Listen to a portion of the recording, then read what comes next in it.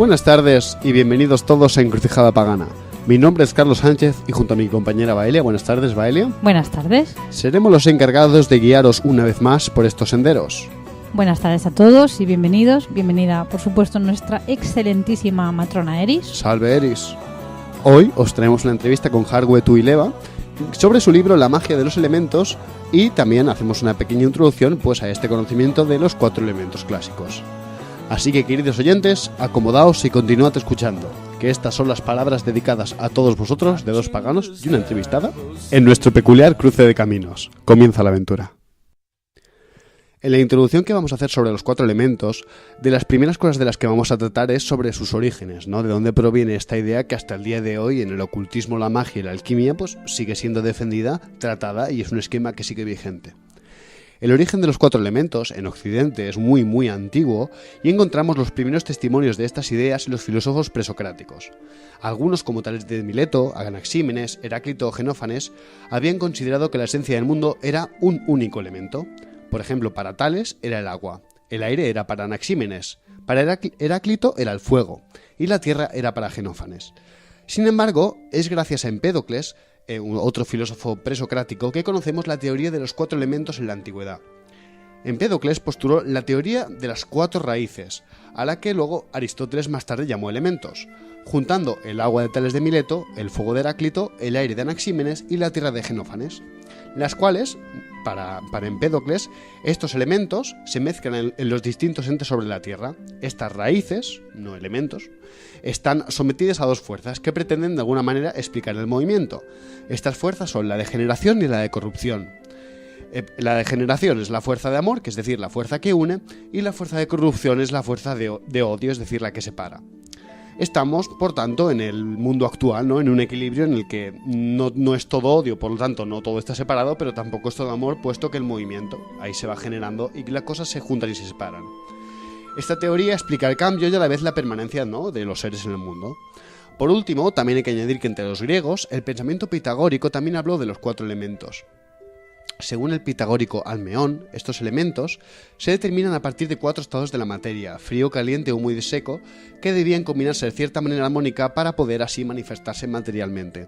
Con las ideas pitagóricas ya podemos comprender que cuando los antiguos griegos hablaban de agua, tierra, fuego y aire, efectivamente estaban hablando más bien de cualidades de los elementos, de los atributos que estos suponían y no del elemento en sí mismo.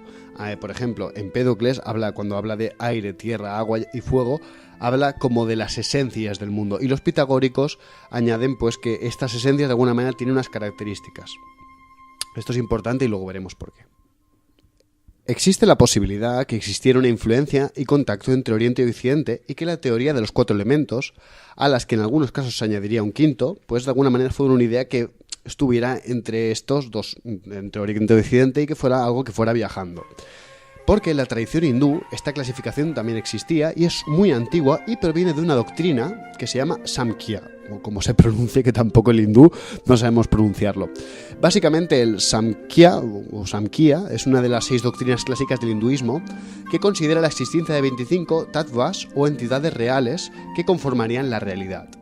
De entre estas entidades reales, en primer lugar está Purusha, que sería el espíritu, luego está Prakriti, que es la esencia primordial, y a partir de esta esencia primordial salen otras 23 cosas, es decir, el Ahamkara, que es el concepto de yo, el Buddhi, la inteligencia, los Manas, la mente, los 5 Gnana-indriyas, que son los órganos de conocimiento, en la India, nariz, lengua, ojos, piel y orejas, los 5 Karma-indriyas, que son órganos de acción, que son el ano, los genitales, los pies, las manos y el habla, los 5 Tanmatras, elementos sutiles, olor, sabor, color, tacto y sonido, y los 5 Mahabhutas, es decir, los elementos burdos, que estos son los que nos interesan a nosotros, que son la tierra, el agua, el fuego y el aire, y Akasha o éter.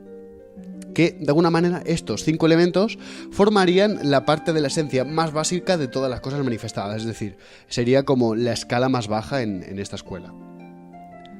Esta doctrina hindú fue fundada por un sabio llamado Maharshi Kapila alrededor de los siglos VI y V antes de nuestra era, mientras que la teoría de Empédocles surgió a mediados del siglo V aproximadamente. Hay que decir que Maharshi Kapila es un sabio hindú, pero no se sabe si realmente existió o no, o si es más bien un personaje mítico. Aún así, hay que decir que a favor de los hindús, que la teoría hindú parece ser mucho más antigua, de raíces más anteriores, y que efectivamente esta doctrina pues, solo manifestó lo que ya se creía desde mucho antes, y que es más probable que Grecia tuviera esa influencia. Bueno, pues ahí están las ideas, y como no, pues son del viento, ¿no? En las tradiciones ayurvédicas, vigentes aún en la actualidad, elementos como el éter, el aire, el fuego, el agua y la tierra se manifiestan en el cuerpo como 3 principios básicos conocidos como tridoshas. El primero de ellos sería Vata, que tendría las características del aire; Pitta, que sería el segundo, tiene las características del fuego; y Kapha sería el tercero y tendría las características combinadas de agua y tierra. Estos 3 principios se manifiestan en toda la materia y en sus fenómenos, incluido el pensamiento. La esencia de la medicina o el concepto de salud hindú consiste precisamente en lograr y mantener el equilibrio entre estas 3 tendencias.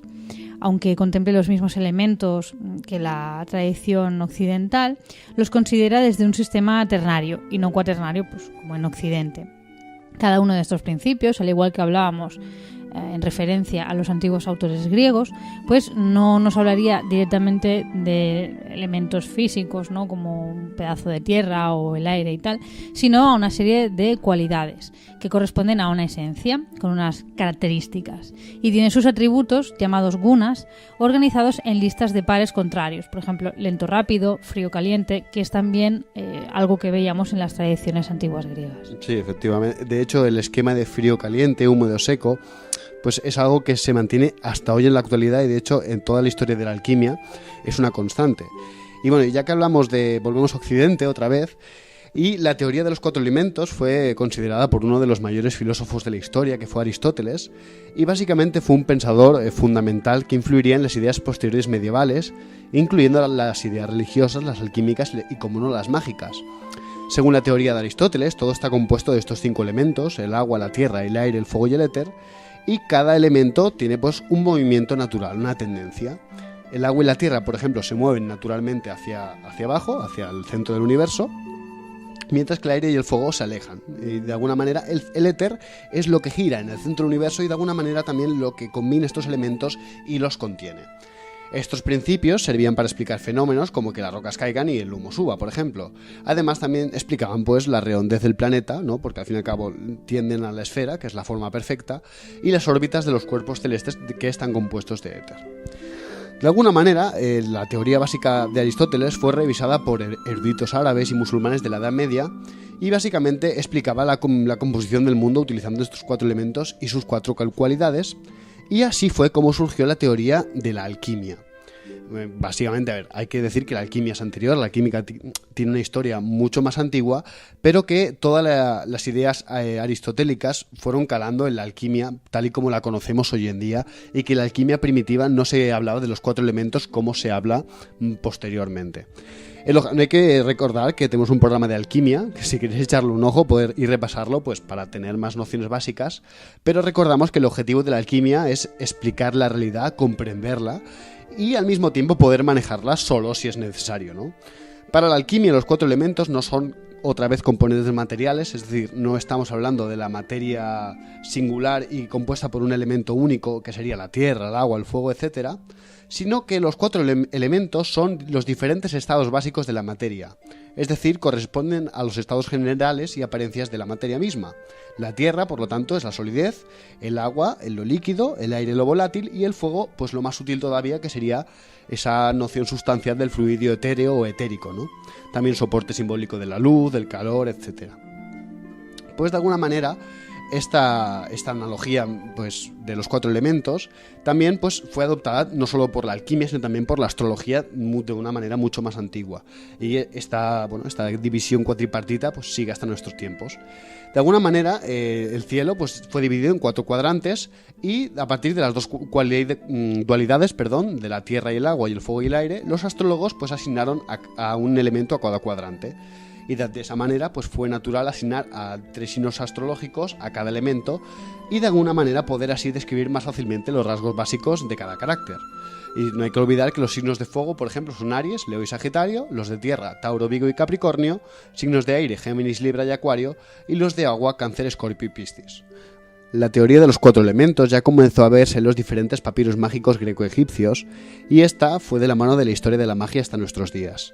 Las ideas aristotélicas y alquímicas hicieron incisión tanto en la magia ceremonial, aquella que rondaba en los grimorios, como en la magia popular. Yo creo que el proceso de que la magia popular fuera influenciada es probablemente posterior al de los grimorios, pero bueno, ahí queda el hecho de que la magia popular también nombra el fuego, el aire, la tierra y el agua en muchas ocasiones, y eso no hay que olvidarlo.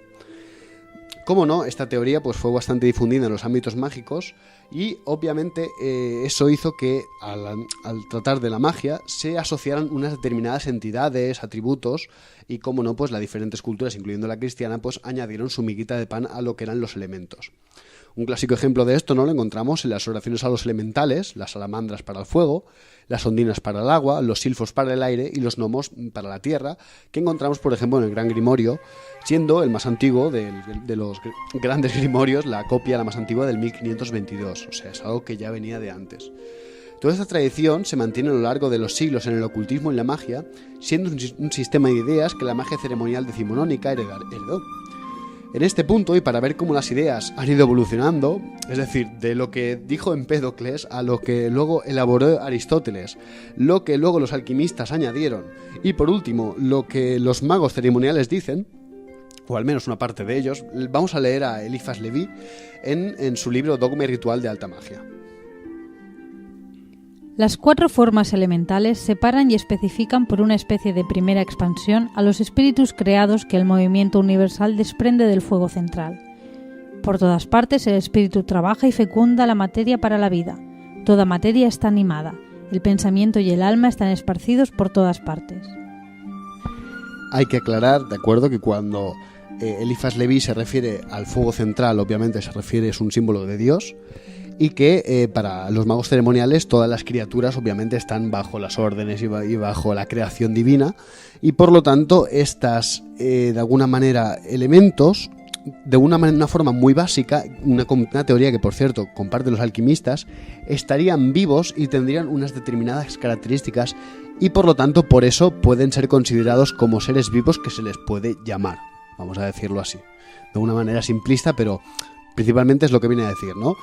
Todo lo que tiene espíritu, todo está hecho por Dios, todo lo que está hecho por Dios tiene ese espíritu que genera la vida, por lo tanto los elementos también tienen vida. Apoderándose del pensamiento que produce las diversas formas, se convierte uno en dueño de esas formas y se hace servir para nuestros usos.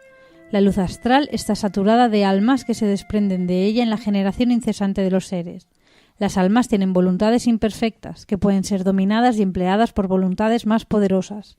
Entonces forman grandes cadenas invisibles y pueden ocasionar o determinar grandes conmociones elementales. Aquí vemos como la teoría de Levi, ¿no?, pues se suma a todo este conjunto de ideas que pues comparten los magos ceremoniales, ¿no? La idea de ver las almas como una escala, efectivamente, como los elementales como una forma inferior que pueden ser dominados.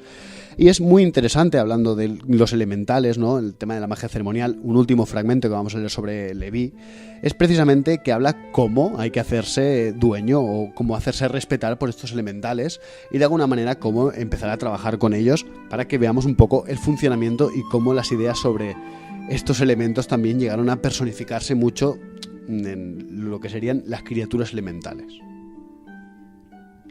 Para dominar a los espíritus elementales y convertirse en rey de los elementos ocultos, es preciso haber sufrido primero las 4 pruebas de las antiguas iniciaciones, y como las iniciaciones no existen ya, haber sufrido por análogos actos, como exponerse sin temor en un incendio, atravesar un torrente sobre el tronco de un árbol o sobre una tabla, escalar una montaña a pie durante una tempestad, tirarse a nado en una catarata o en un torbellino peligroso. El hombre que tenga miedo al agua no reinará jamás sobre las ondinas. El que tema al fuego nada podrá mandar a las salamandras. En tanto que tenga pavor al vértigo, necesitará dejar en paz a los silfos y no irritar a los gnomos, porque los espíritus inferiores no obedecen más que a un poder probado, demostrándose su dueño hasta en sus propios elementos. Bueno, desde aquí hacemos una llamada a nuestros oyentes para que no realicen ningún acto temerario, por mucho que Levi lo recomiende. Nada de tirarse a torrentes o ríos peligrosos, a nadar, ni subir en montañas lloviendo, que luego pueden pasar accidentes y no queremos disgustos.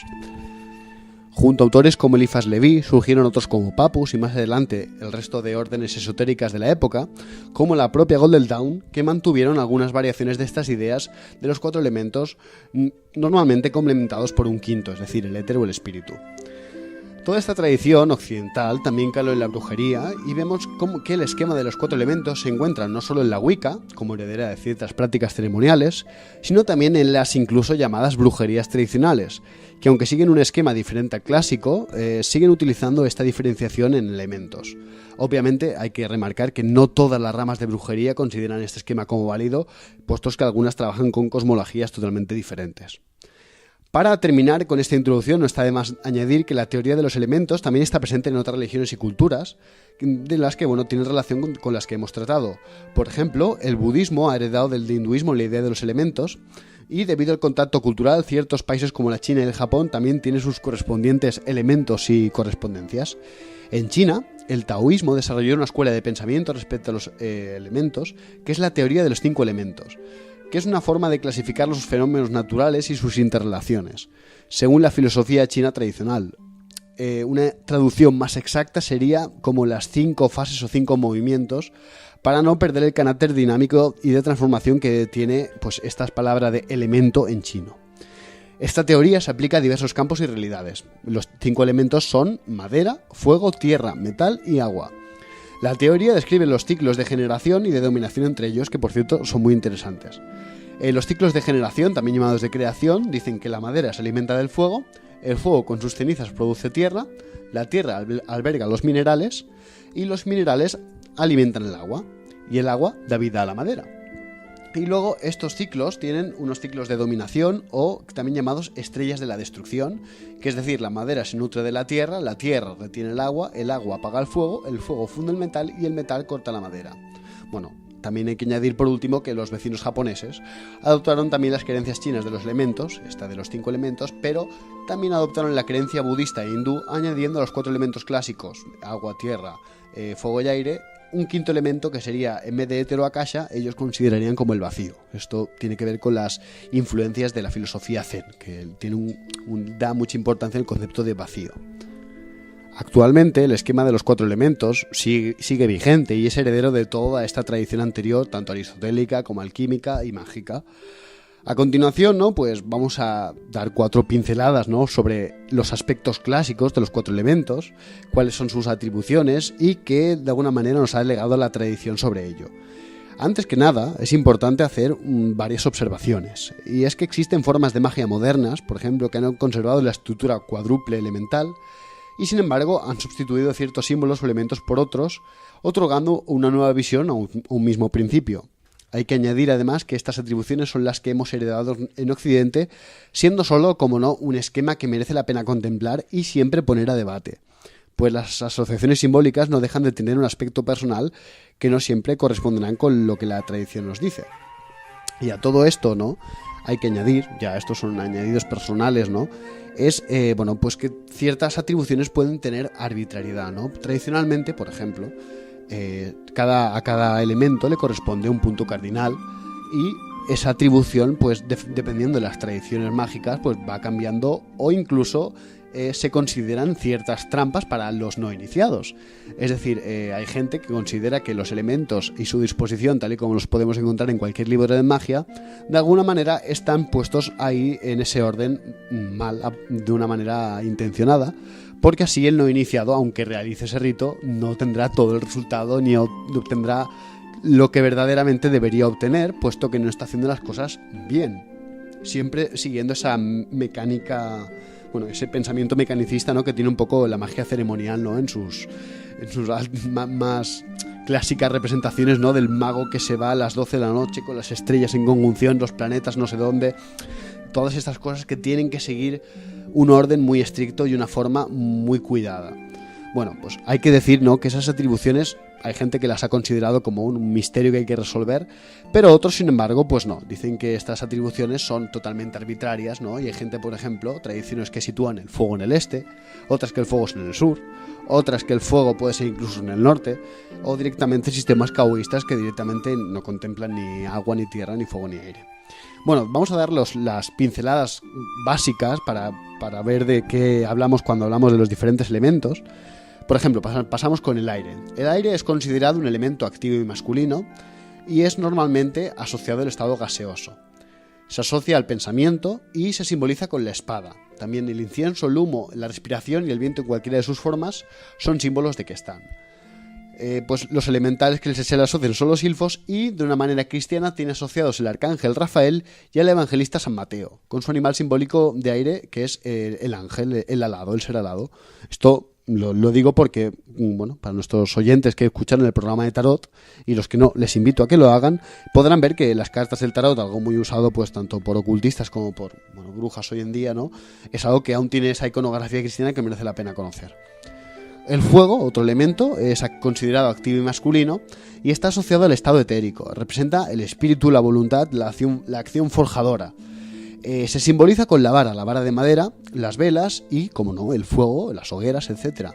Se le asocian elementalmente las salamandras y cristianamente tiene asociados el arcángel Miguel y el evangelista San Marcos, con su animal simbólico de fuego que es el león. La tierra es considerada pasiva y femenina. Está asociada con el estado sólido y normalmente representa el trabajo físico, la materialización y a veces la riqueza. Se simboliza con el pentáculo o los oros. También son símbolos las rocas, metales y tierra y los elementos de esta, como las hierbas, por ejemplo. Se le asocian elementalmente los gnomos y cristianamente tiene relacionados el arcángel Uriel y el evangelista San Lucas, cuyo animal es el toro. Por último, el agua es un elemento pasivo y femenino y es asociado al estado líquido. Pues normalmente simboliza el sentimiento, las emociones y normalmente su atributo es el cáliz o el caldero. También son símbolos del agua, las conchas, las copas y pues las diferentes fuentes, pozos, las diferentes formas que pueda adoptar el agua. Tiene asociadas elementalmente las ondinas, y cristianamente el arcángel Gabriel y el evangelista San Juan con su animal simbólico que es el águila. Que el águila es un símbolo del agua porque, tiene una explicación bastante enrevesada. El águila sería, de alguna manera, la forma perfeccionada de Escorpio. Escorpio sería, de alguna manera, las pulsiones a controlar y el águila sería ese aspecto acuático de Escorpio, de alguna manera, perfeccionado, sublimado. Bueno, pues hasta aquí hemos visto un poco cuál es la historia del concepto de los 4 elementos en la tradición occidental. Obviamente desde el paganismo se ha explorado mucho más en relación a los elementos, básicamente porque en origen vemos que es una clasificación muy básica, ¿no? Nos ayuda a comprender las cosas, es un poco nuestro mapa para movernos a la hora de conocer el mundo. Pero luego pues ya hemos visto que a partir de cierta época se vincula a toda una serie de ideas que presuponen unas jerarquías, un origen divino. Se habla de los elementales incluso no como criaturas a las que luego se han asociado, sino como un poco la esencia de ese elemento, ¿no? Cuando hablamos de salamandras no estamos hablando tanto de unas criaturas que sean salamandras, o cuando hablamos de silfos no hablamos de los silfos de la mitología griega, sino de una especie de manifestación o una entidad que reúne o personifica hasta cierto punto, no muy definido, las cualidades atribuidas a ese elemento.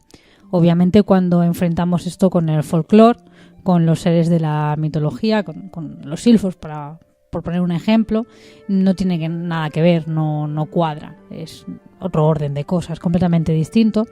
Y sin embargo, pues en el paganismo contemporáneo estas posturas se han ido acercando, de manera que más o menos aquellos que empiezan suelen clasificar a los seres mitológicos en estas 4 categorías, lo cual luego pues trae bastantes dolores de cabeza. Una noción interesante a tener en cuenta es que los 4 elementos surgen como una forma de clasificación entre las clases cultas, es decir, los que empiezan a hablar de estas ideas son pues precisamente filósofos y también en el caso de las clases hindús pues obviamente serían los brahmanes y los encargados de hablar de estas cosas. ¿Qué sucede? Popularmente esto no ha existido. En las leyendas, los mitos populares, obviamente no hay una clasificación en 4 elementos, y eso también se ve reflejado en la mitología. ¿Qué pasa? Esto nos abre de alguna manera 2 vías de adquirir el conocimiento, ¿no?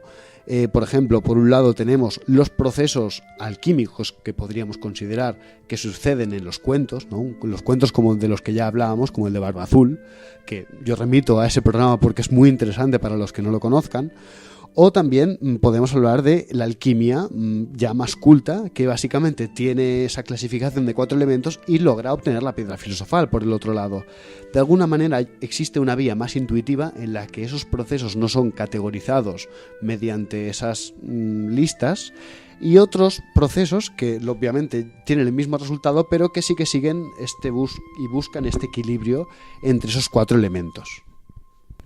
Otra cuestión que podríamos poner sobre la mesa respecto a las diferencias entre estas 2 maneras de entender el mundo y de relacionarse con él es que tal vez en esta vía que tiende a categorizar las cosas, a poner la etiqueta antes de que la experiencia, primero se nos dice cómo son las cosas y luego cómo interactuar con ellas, mientras que por las vías de la tradición mágica popular o de la brujería en sí misma, normalmente va primero la experiencia que la etiqueta, y muchas veces las etiquetas se caen porque no son necesarias. Una cuestión, por ejemplo, bastante interesante para entender la diferencia de carácter entre estas 2 tradiciones o estas 2 familias de tradiciones sería precisamente cómo se establece la relación con los seres elementales. En la tradición occidental, pues ya estamos viendo que dependen de un poder creador superior, por así decirlo, y que son susceptibles de ponerse por debajo del poder del mago, ¿no? Hay ahí como una voluntad de dominación, pues si no puedes dominar a los elementales, ¿para qué los quieres, ¿no? La voluntad de dominación está muy clara, ¿no? Y es una de las faltas de nuestra tradición occidental. En las tradiciones populares de magia, en el folclore, en las tradiciones de brujería, el reino de los espíritus en general, ya sean espíritus de la naturaleza o espíritus de los antepasados, son contemplados desde un punto de vista, al menos inicialmente, mucho más respetuoso. Son entidades que son señoras de sus respectivos ámbitos y de las que, por lo general, tenemos más que aprender que nada que les podamos aportar, ¿no? Aunque siempre hay un pacto, hay un intercambio. En algunos casos también hay algo de trampa, porque bueno, ahí están los relatos populares, pero en todo caso esta interacción no tendría tanto como fruto conseguir un bien inmediato, como sería, por ejemplo, el cumplimiento de un deseo, sino que constituye una experiencia que luego hay que integrar en la propia vida y, bueno, que forma parte de un conocimiento, digamos, entre comillas, poco productivo, porque no tiene como objeto lograr un objetivo, sino simplemente aprender o estar abierto o relacionarse pues con esas facetas de la realidad que se extienden más allá de los límites de nuestra vida común. Obviamente todo esto, ¿no? Pues este tipo de experiencias también nos demuestran un poco lo arbitrarias que pueden ser algunas atribuciones que hacemos a los elementos, ¿no? Desde los símbolos como la vara o la espada, que por ejemplo a mí la espada siempre me ha parecido más de fuego, teniendo en cuenta que es forjada, o la vara mecida por el viento me ha parecido siempre algo más de viento, o de tierra incluso. Bueno, sea como sea, ¿no? Al fin y al cabo, esta vía más intuitiva lo que nos está demostrando es un poco aquello que tiene que ver de lo que hablaba el otro día Vanessa, la polaridad. Al fin y al cabo, los contrarios son la misma cosa, en esencia. Y lo mismo ocurre con los elementos. Las clasificaciones normalmente se caen porque algo que es de fuego podría ser de aire, tierra, agua, gas o algo más. O nunca lo sabremos. Pero dado que una parte de nuestra mente es dada a las clasificaciones, aprende más fácil a través de ellas, pues esta organización en elementos, esta organización cuatripartita que tenemos de una manera muy natural en nosotros, al igual que tenemos la referencia a la espacial, ¿no? A las 4 direcciones, a las 6 direcciones debería ser.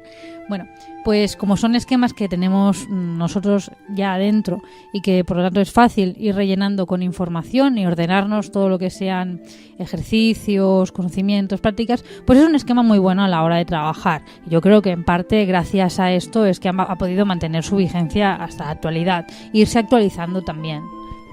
De hecho, como ya hemos comentado antes, ¿no? Muchas ramas de brujería adoptaron este esquema, pero precisamente por lo que tú comentas. Es básicamente un esquema muy práctico. Estamos muy familiarizados con la forma de la cruz, que tiene 4 puntas, por ejemplo, y es una cosa que, por ejemplo, en brujería se usa. Al fin y al cabo, es una cosa que es práctica y efectivamente tiene esa faceta que, bueno, pues ahí está reflejada también en la magia popular. La magia popular, ¿no? También tiende mucho a ver no de una manera tan organizada estas clasificaciones, pero sin embargo también las adopta en ciertos hechizos y en ciertas fórmulas. Y después de esta introducción y un poco de nuestras divagaciones, pasamos a la entrevista que le hicimos el otro día a Harwe Tuileva en relación a su libro La magia de los elementos. Y bueno, pues esta tarde tenemos aquí con nosotros a Harwe, una vez más, que nos va a hacer una introducción, nos va a hablar de su libro La magia de los elementos. Harwe, ya sé que has estado muchas veces en este programa y luego pondremos los links para que nuestros oyentes pues puedan revisar también esas entrevistas, pero te pediría por favor que hicieras una pequeña introducción, ¿no? Acerca de quién eres, de tu trabajo. Bueno, pues yo me llamo Harwe, tengo 33 años, resido en Granada, España, aunque soy de origen sevillano, una ciudad muy bonita, que es la que echo mucho de menos. Soy la cabeza del templo de Brigitte en Granada, de la tradición correliana.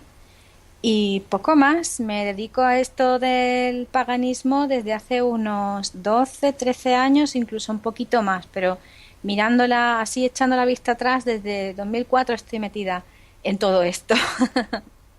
Muchas gracias. Y bueno, pues ahora acabas de publicar hace unos meses tu libro, La magia de los elementos, y queríamos empezar preguntándote cómo surgió la idea de escribir este libro. ¿Por qué decidiste centrarlo en la magia elemental? La historia de este libro es muy larga. Lo aviso porque me voy a extender seguramente, o como me voy mucho por las ramas. A ver, lo que quieras. Vale, pues yo empecé este libro como otra cosa, totalmente diferente. Y era un libro de magia orientada en la Wicca. ¿Qué pasa? Eso yo lo escribo a finales de la década pasada. Y era un libro demasiado rígido, ¿no? Cuando yo empecé a escribirlo, pues tenía las ideas muy claras, pero estaba como muy encorsetada, muy rígida.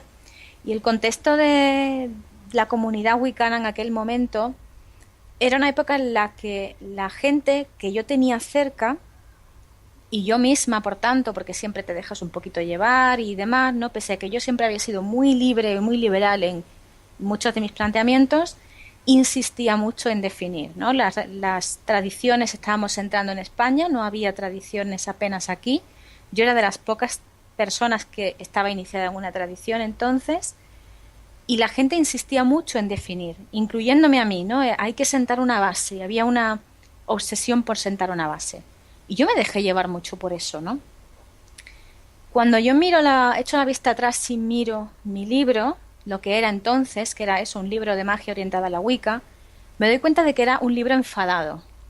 Y lo digo así porque tú lo abrías y parecía que estaba enfadado en sí mismo.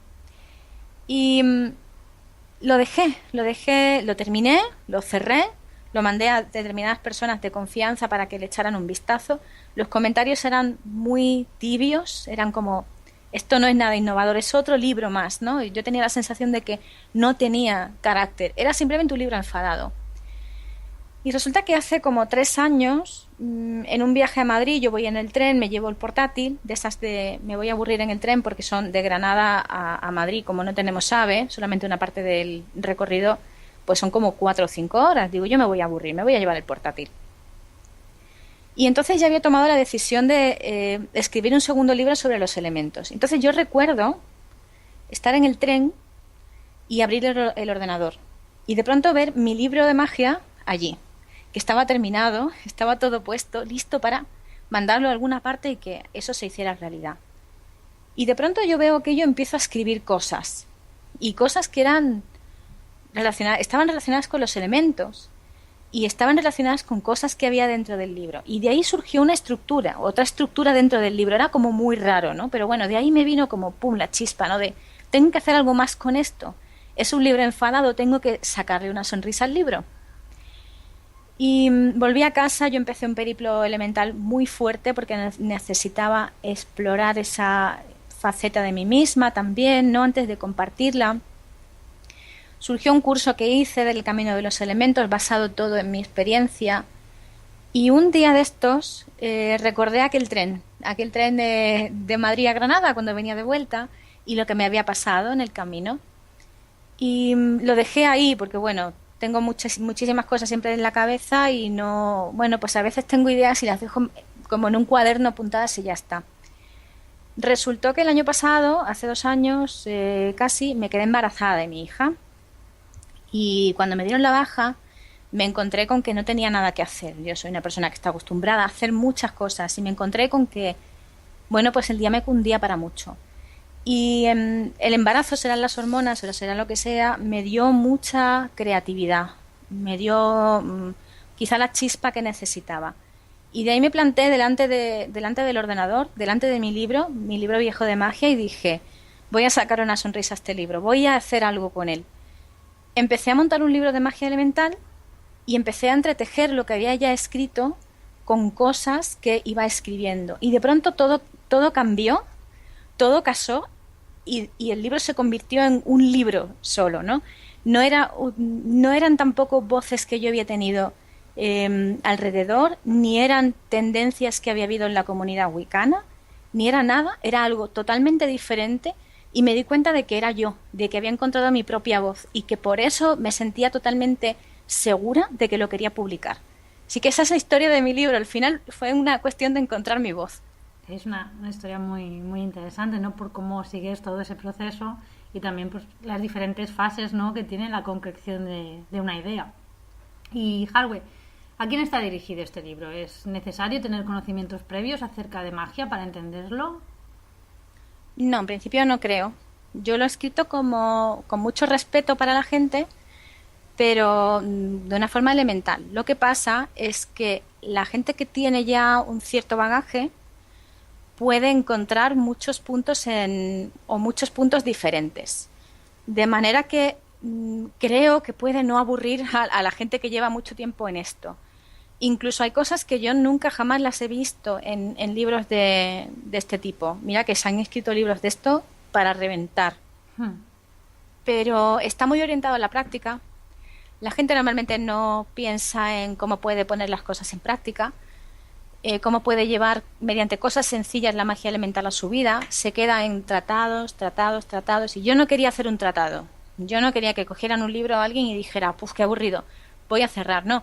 Yo quería que alguien viera todo el proceso por el que yo había pasado y decir, esto es por lo que yo he pasado. De aquí puedes tomar lo que tú quieras y de aquí puedes coger lo que tú quieras. Y si te apetece leer el libro en otro orden, léelo en otro orden.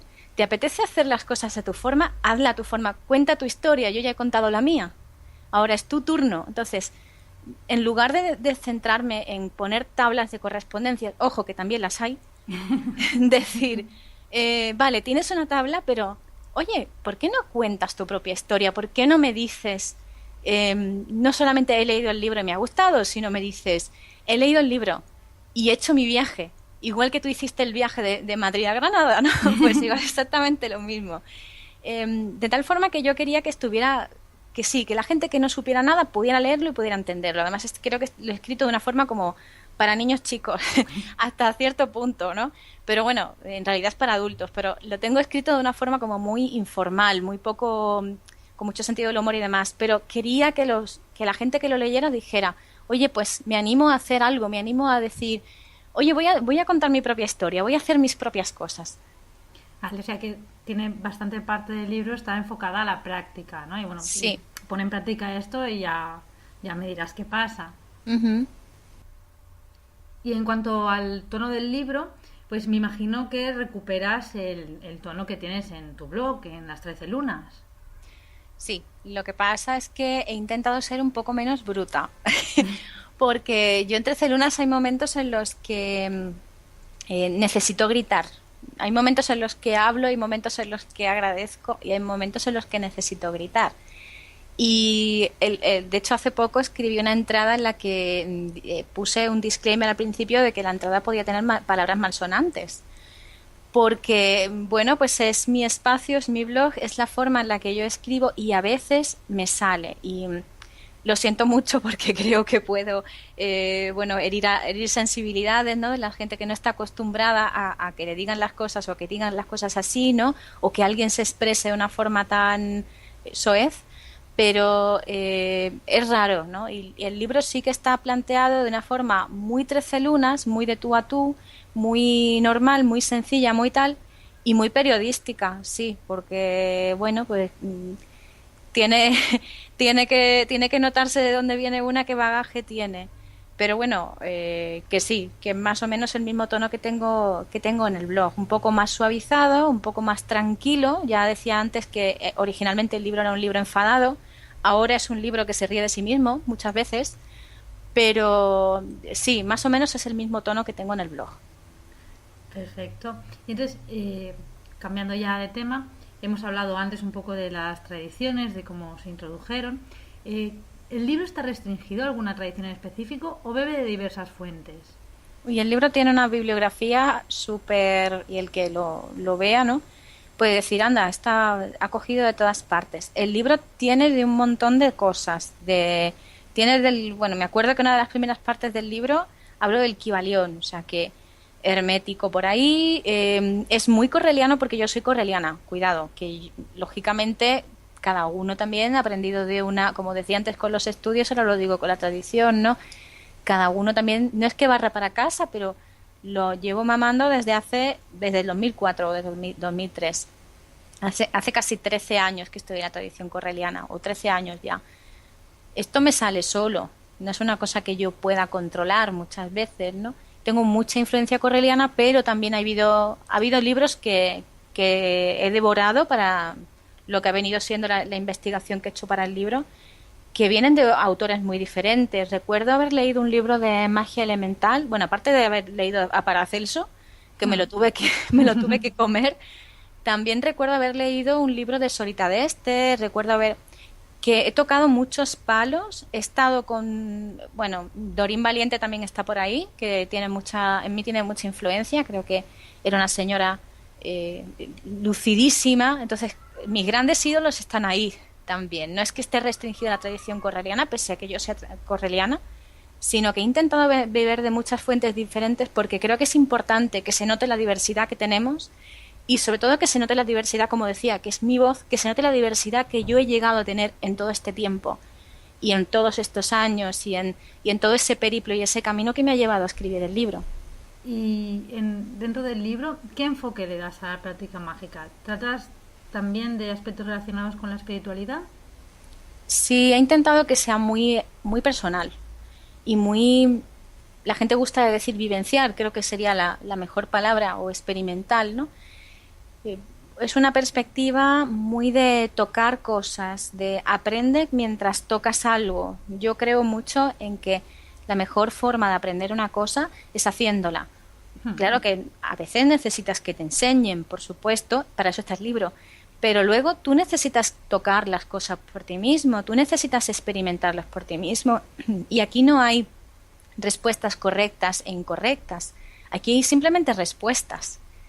Para cada uno es diferente, entonces el enfoque que le he dado a la práctica mágica es, muy bien, te pueden decir 1000 cosas, te pueden llenar la cabeza de pajaritos, te pueden pasar, que me ha pasado a mí, te pueden decir, es que si no lo haces así, te va a pasar, yo qué sé, te va a llegar un rayo y te va a freír, y te vas a convertir en cenicita. Muy bien, adelante, o no. Entonces, si estás constantemente con miedo, eso no tiene salida, no hay una salida para ti, no hay un lugar al aprendizaje. El miedo coarta el aprendizaje, y eso ha sido lo que he intentado decir en el libro, ¿no? Tienes que vencer tu miedo para intentar aprender. Eres libre, tienes todo lo que necesitas dentro de ti para hacer magia y hacer lo que quieras. Entonces, vívelo, siéntelo, yo qué sé, experiméntalo, pero no te quedes pensando en qué me va a decir el gurú de turno, ¿no? Me va a llegar la diosa y me va a fulminar con sus ojos de tal. Oye, pues no. Si tú no te dejas, no. No suele pasar. Ese ha sido el enfoque que he querido darle, ¿no? Y empoderar a la gente. Con demasiada frecuencia he visto que se ha intentado acogotar a la gente. He creído que era necesario escribir el libro con ese enfoque porque creo que se le ponen demasiadas vallas al campo.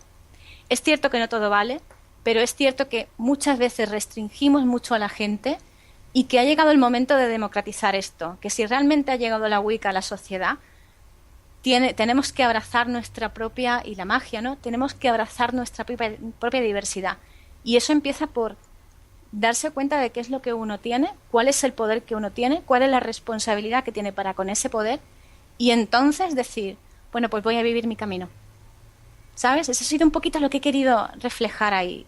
Vamos a librarnos de supersticiones, vamos a librarnos de, con perdón, mierda, y vamos a hacer las cosas sin miedo, con amor y sin miedo. Y el tema de la espiritualidad.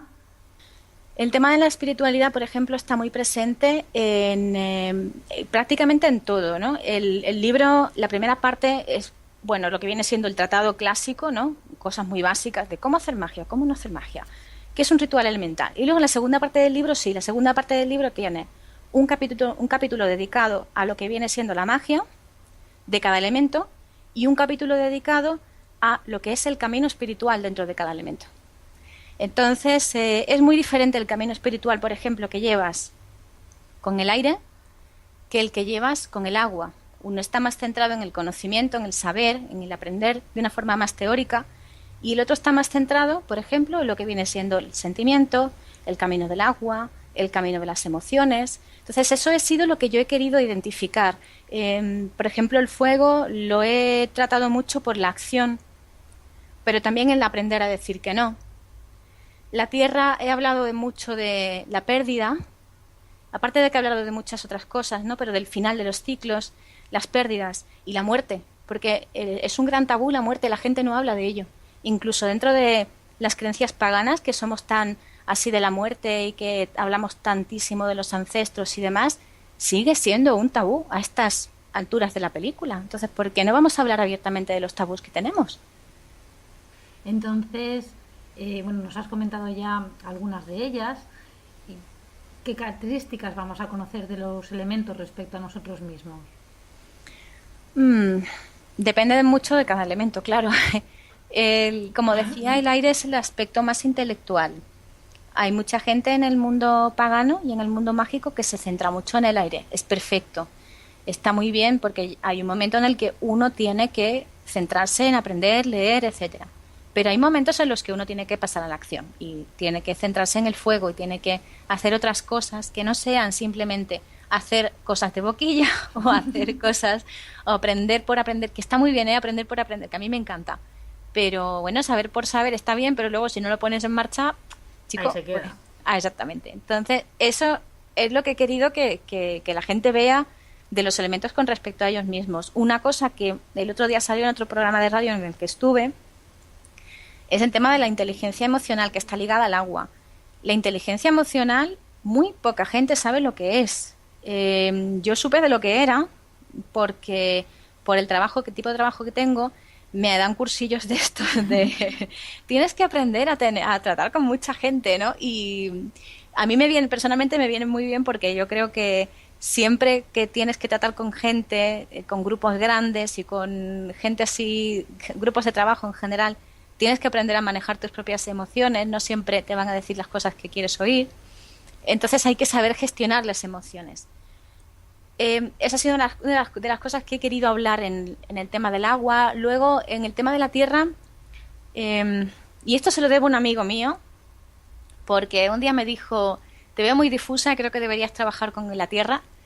Me dijo que la tierra estaba para poner límites, que él ponía límites usando la tierra.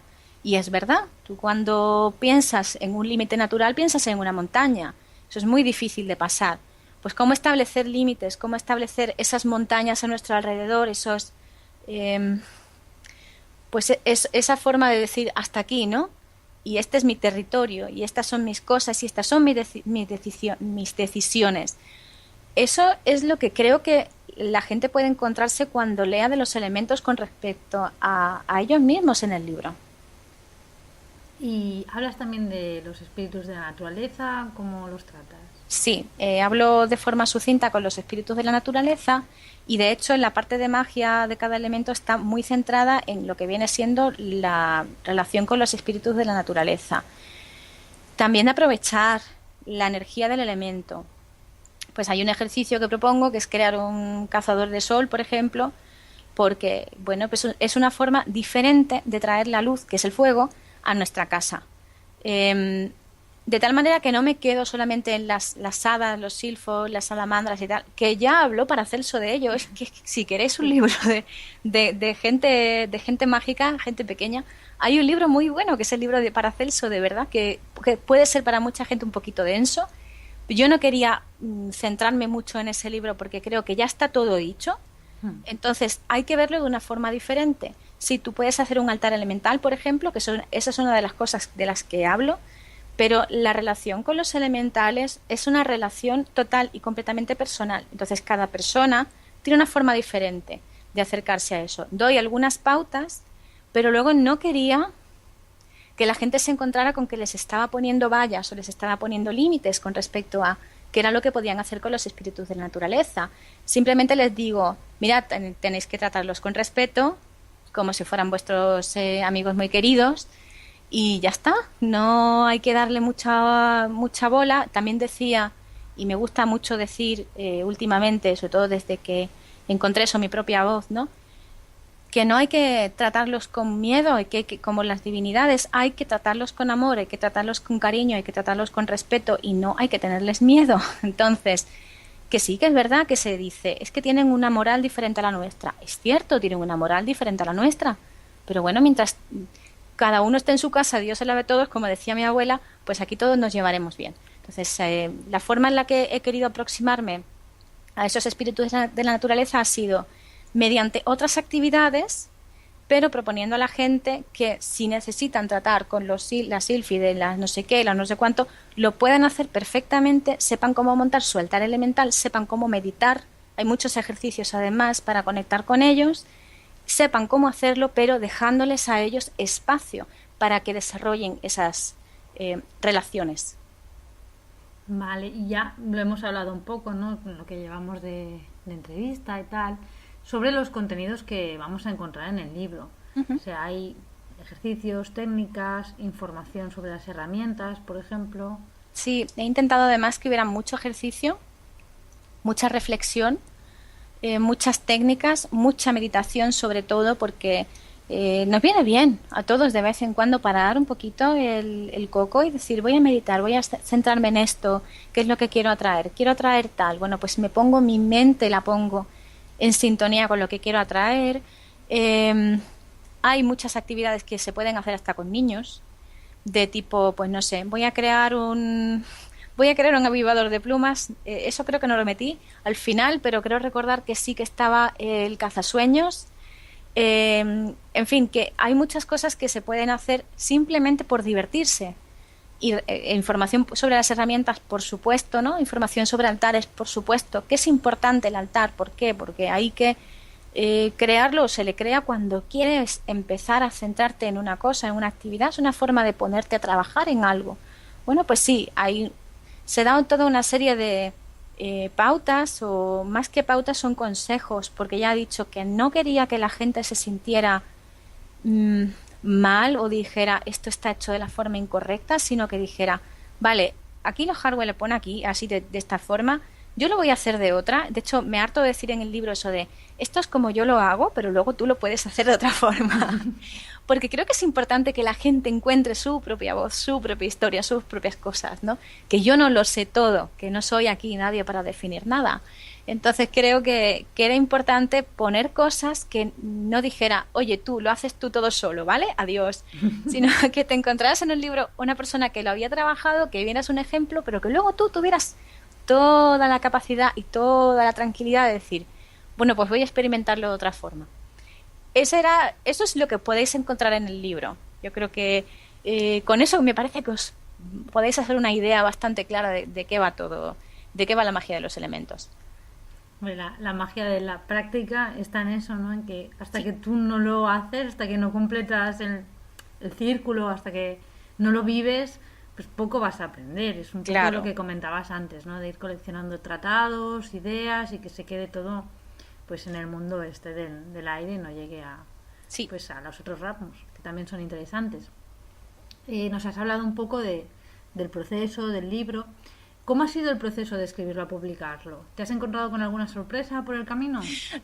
Me he encontrado con muchas, porque, bueno, pensaba que el libro, yo en principio pensaba que el libro iba a ser, pues, pesada, porque tenía muy pocas esperanzas, como me habían pasado tantas cosas y el camino hasta que lo he publicado ha sido tan duro y tan largo, no estaba muy segura de si iba a encontrar quizá la reconciliación entre mi querido yo del pasado y mi querido yo del presente. Entonces, he tenido que pasar toda una serie de correcciones y de reconciliaciones conmigo misma y con cosas que había dicho en el pasado, y también de cambiar cosas que no me gustaban. Ha sido una sorpresa, por ejemplo, ver cómo a la gente a la que le pasaba ya el manuscrito me lo ponía súper bien, porque yo tenía como mucho miedo. Siempre se tiene un poquito de miedo al fracaso en todos los aspectos. Siempre que salimos de la zona de confort es muy difícil no hacerlo sin un poquitín de miedo. Es incluso sano, yo creo.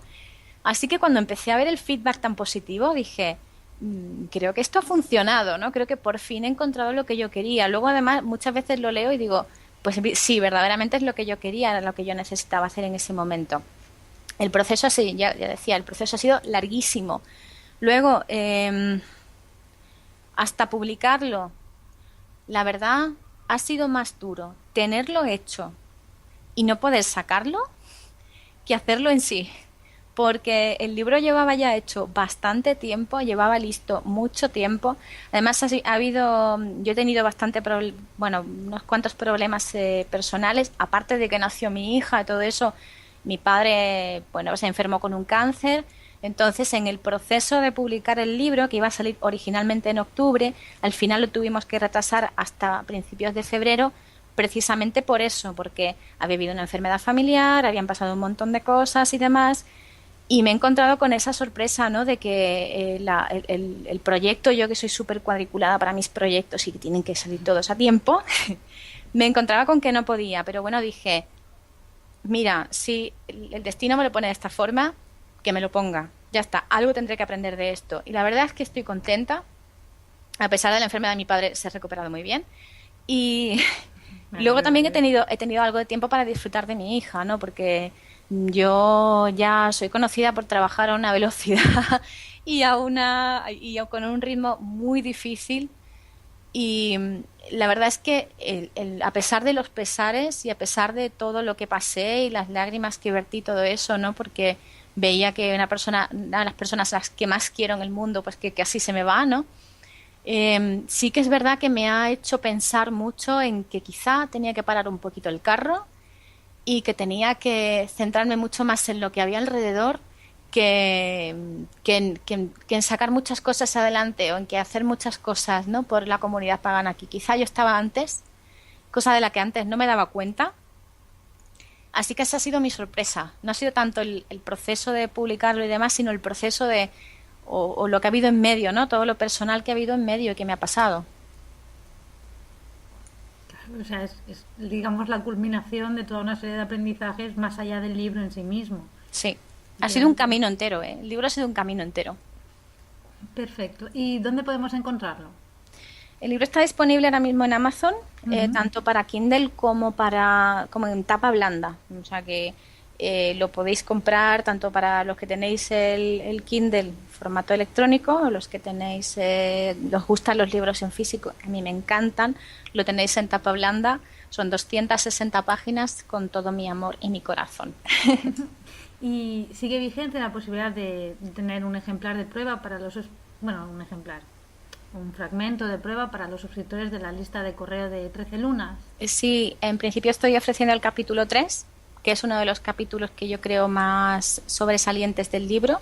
No es, como decía antes, como el libro se puede leer, a veces hago referencia a cosas que se han dicho antes, especialmente en la primera parte, que son los primeros 4 capítulos.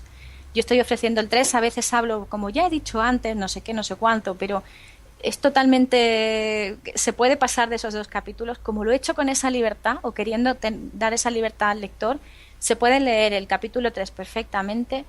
Y nada, yo era por también la cosa de ofrecer un capítulo de prueba, era porque creo que hay que ser muy honesto con lo que se ofrece.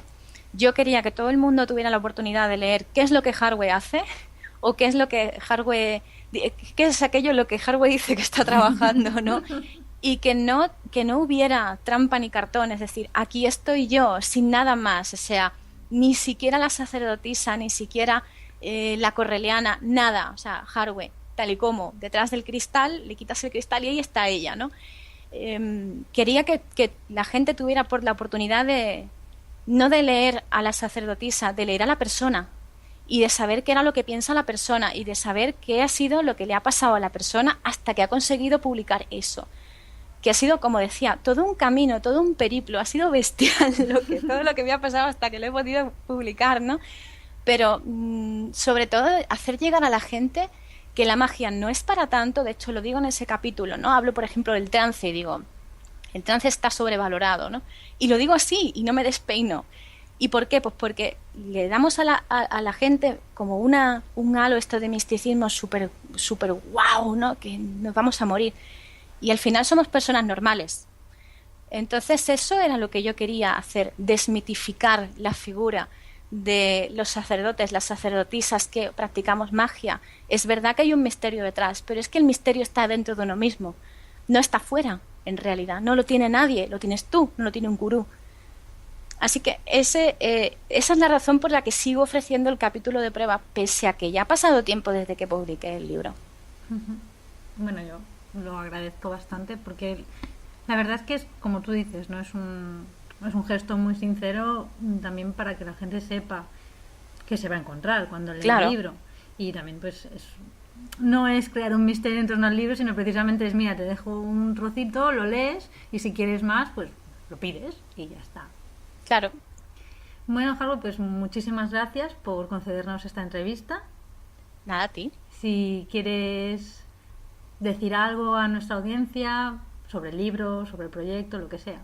Bueno, pues nada, que sobre todo quiero dar las gracias. Y quiero dar las gracias públicamente a una persona que ha sido clave en todo esto, que es mi amigo Numendelos, que ha sido el que ha estado haciendo las veces de editor, corrector y a ratos también Kleenex, el pobre, porque bueno, pues este libro me ha dado muchos dolores de cabeza y a él le debo mucho. La magia de los elementos tiene un trocito de él también, sobre todo al final en la Tierra, porque yo estaba un poquito desconectada con todo lo que había pasado. Y bueno, el libro es mío, pero tiene mucha gente detrás, tiene gente que ha hecho posible que se haya publicado, tiene gente que ha hecho posible que tenga dibujos y que tenga ilustraciones.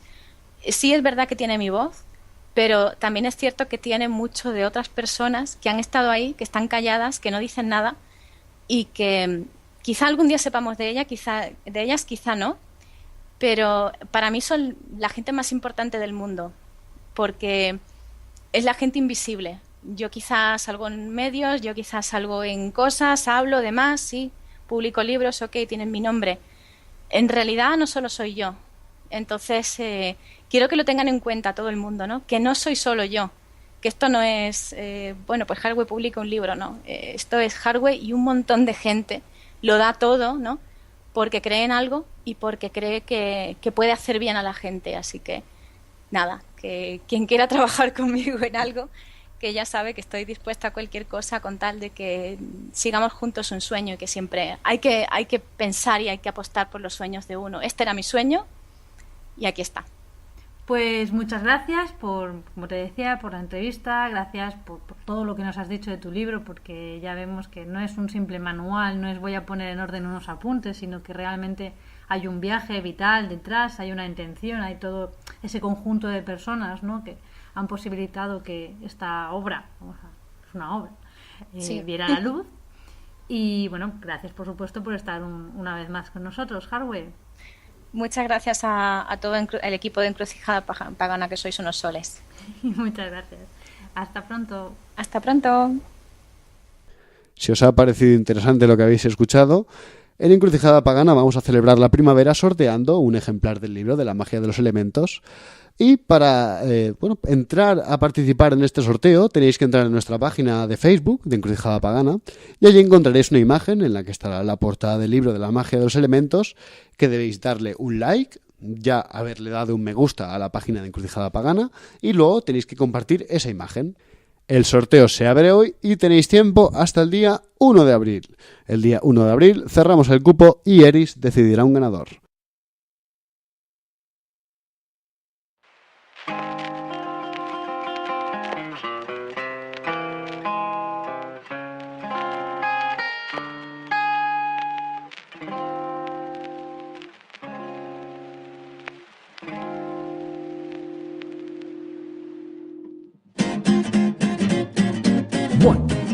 One, two, three, four.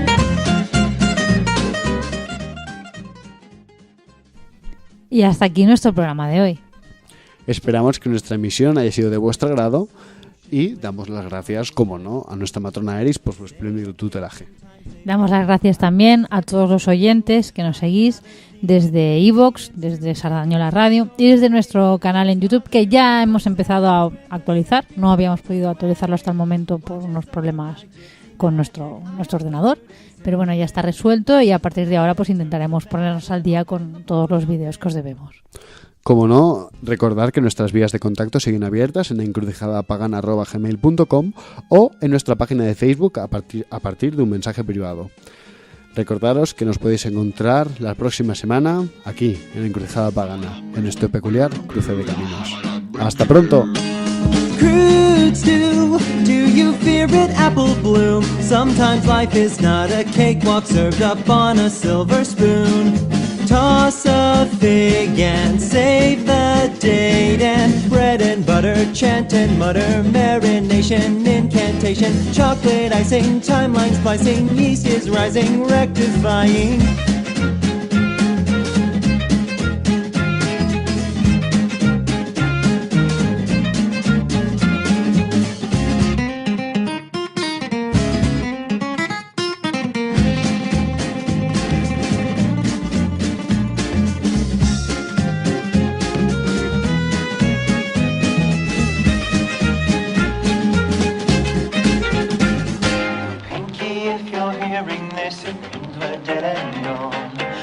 Don't bake a portal, just accept it and move on. My cauldron is preheated and I've got you in my thrall. Let's beat these yoke and save my folk by baking the fourth wall. Watch as I work my gypsy magic, see pony tears and provolone. God help this outcast with her witchcraft, someday I'm gonna go home. Someday I'm gonna go home.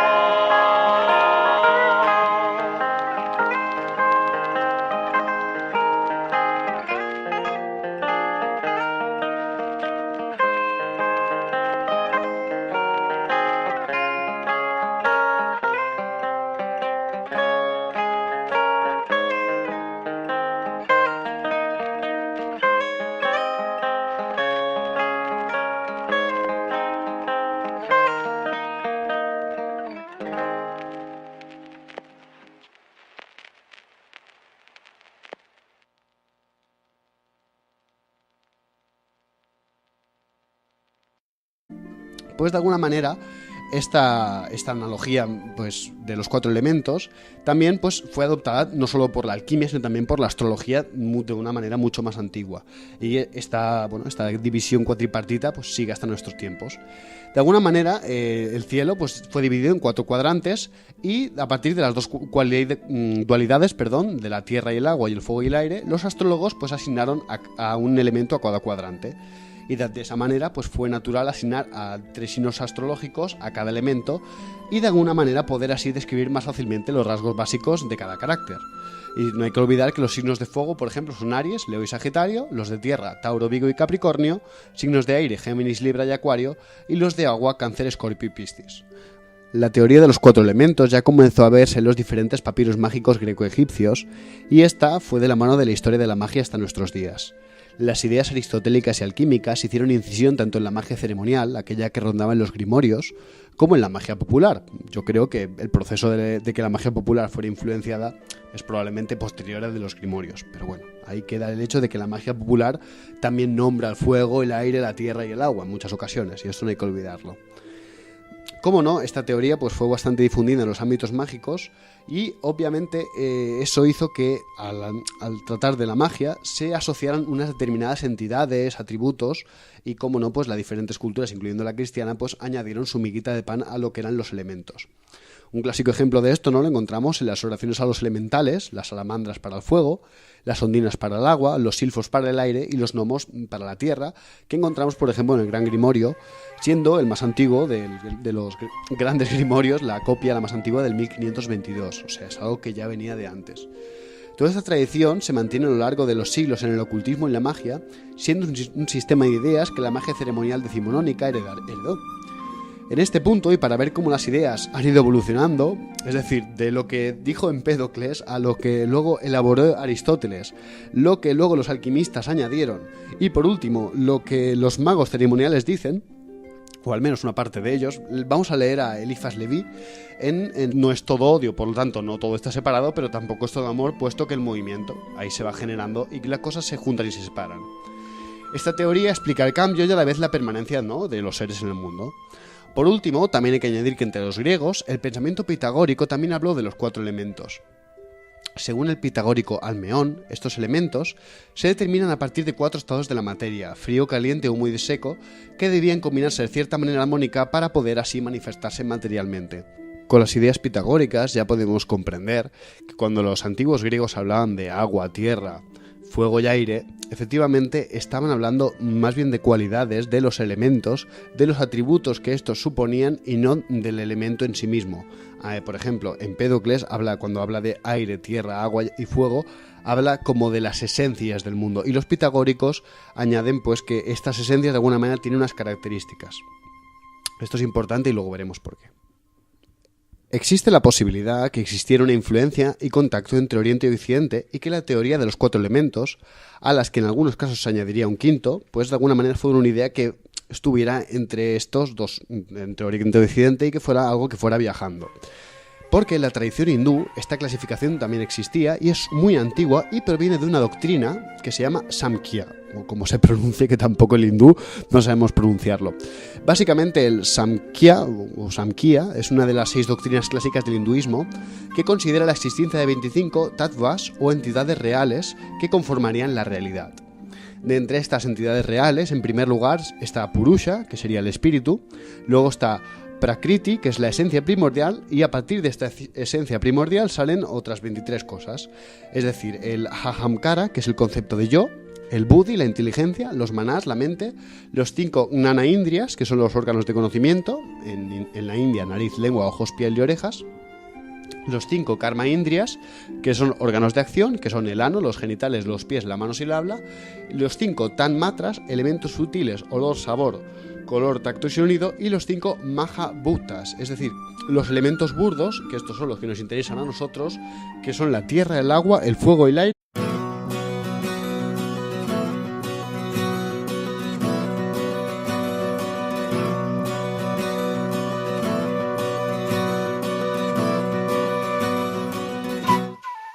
Buenas tardes y bienvenidos todos a Encrucijada Pagana. Mi nombre es Carlos Sánchez y junto a mi compañera Baelia. Buenas tardes, Baelia. Buenas tardes. Seremos los encargados de guiaros una vez más por estos senderos. Buenas tardes a todos y bienvenidos. Bienvenida, por supuesto, nuestra excelentísima matrona Eris. Salve, Eris.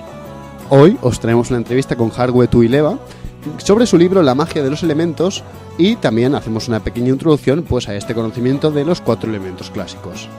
Así que, queridos oyentes, acomodaos y continuad escuchando, que estas son las palabras dedicadas a todos vosotros de 2 paganos y una entrevistada en nuestro peculiar cruce de caminos. Comienza la aventura. En la introducción que vamos a hacer sobre los 4 elementos, de las primeras cosas de las que vamos a tratar es sobre sus orígenes, ¿no? De dónde proviene esta idea que hasta el día de hoy en el ocultismo, la magia y la alquimia pues sigue siendo defendida, tratada y es un esquema que sigue vigente. El origen de los 4 elementos en Occidente es muy antiguo y encontramos los primeros testimonios de estas ideas en los filósofos presocráticos. Algunos, como Tales de Mileto, Anaxímenes, Heráclito o Genófanes, habían considerado que la esencia del mundo era un único elemento. Por ejemplo, para Tales era el agua, el aire era para Anaxímenes, para Heráclito era el fuego y la tierra era para Genófanes. Sin embargo, es gracias a Empédocles, otro filósofo presocrático, que conocemos la teoría de los 4 elementos en la antigüedad. Empédocles postuló la teoría de las 4 raíces, a la que luego Aristóteles más tarde llamó elementos, juntando el agua de Tales de Mileto, el fuego de Heráclito, el aire de Anaxímenes y la tierra de Genófanes, las cuales, para Empédocles, estos elementos se mezclan en los distintos entes sobre la Tierra. Estas raíces, no elementos, están sometidas a 2 fuerzas que pretenden de alguna manera explicar el movimiento. Estas fuerzas son la de generación y la de corrupción. La de generación es la fuerza de amor, que es decir, la fuerza que une, y la fuerza de corrupción es la fuerza de odio, es decir, la que separa. Estamos, por tanto, en el mundo actual, ¿no?, en un equilibrio en el que Note y Akasha o éter. Que, de alguna manera, estos 5 elementos formarían la parte de la esencia más básica de todas las cosas manifestadas, es decir, sería como la escala más baja en esta escuela. Esta doctrina hindú fue fundada por un sabio llamado Maharshi Kapila alrededor de los siglos VI y V antes de nuestra era, mientras que la teoría de Empédocles surgió a mediados del siglo V aproximadamente. Hay que decir que Maharshi Kapila es un sabio hindú, pero no se sabe si realmente existió o no, o si es más bien un personaje mítico.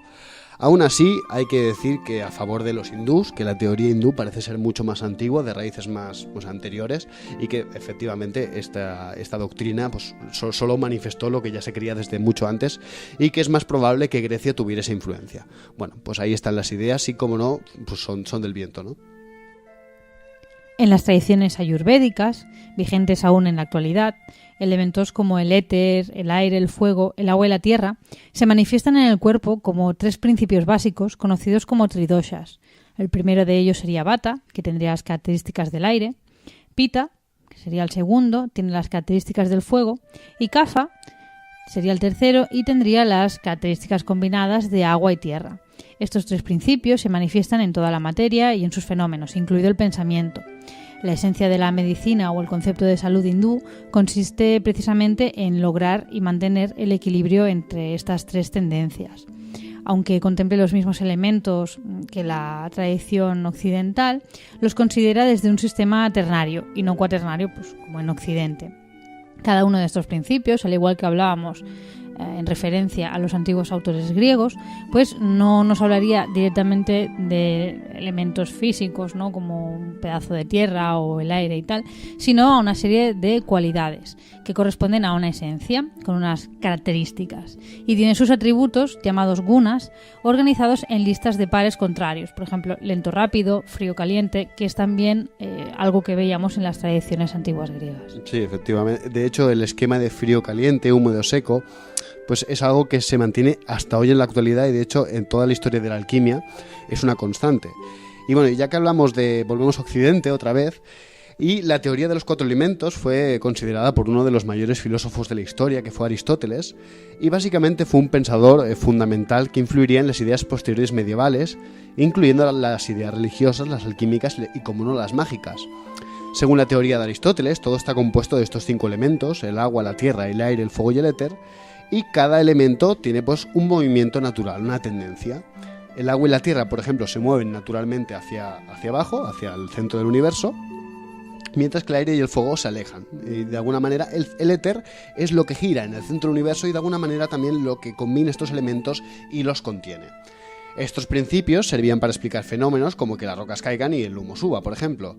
Además también explicaban pues la redondez del planeta, ¿no?, porque al fin y al cabo tienden a la esfera, que es la forma perfecta, y las órbitas de los cuerpos celestes que están compuestos de éter.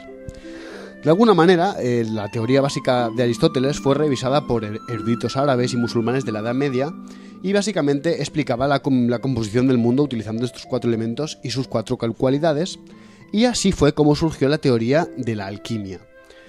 Básicamente, a ver, hay que decir que la alquimia es anterior, la alquímica tiene una historia mucho más antigua, pero que todas las ideas aristotélicas fueron calando en la alquimia tal y como la conocemos hoy en día, y que la alquimia primitiva no se hablaba de los 4 elementos como se habla posteriormente. Hay que recordar que tenemos un programa de alquimia, que si queréis echarle un ojo, poder ir repasarlo pues para tener más nociones básicas, pero recordamos que el objetivo de la alquimia es explicar la realidad, comprenderla y al mismo tiempo poder manejarla solo si es necesario, ¿no? Para la alquimia, los 4 elementos no son otra vez componentes materiales, es decir, no estamos hablando de la materia singular y compuesta por un elemento único, que sería la tierra, el agua, el fuego, etcétera, sino que los 4 elementos son los diferentes estados básicos de la materia, es decir, corresponden a los estados generales y apariencias de la materia misma. La tierra, por lo tanto, es la solidez, el agua, lo líquido, el aire, lo volátil, y el fuego, pues lo más sutil todavía, que sería esa noción sustancial del fluido etéreo o etérico, ¿no? También soporte simbólico de la luz, del calor, etcétera.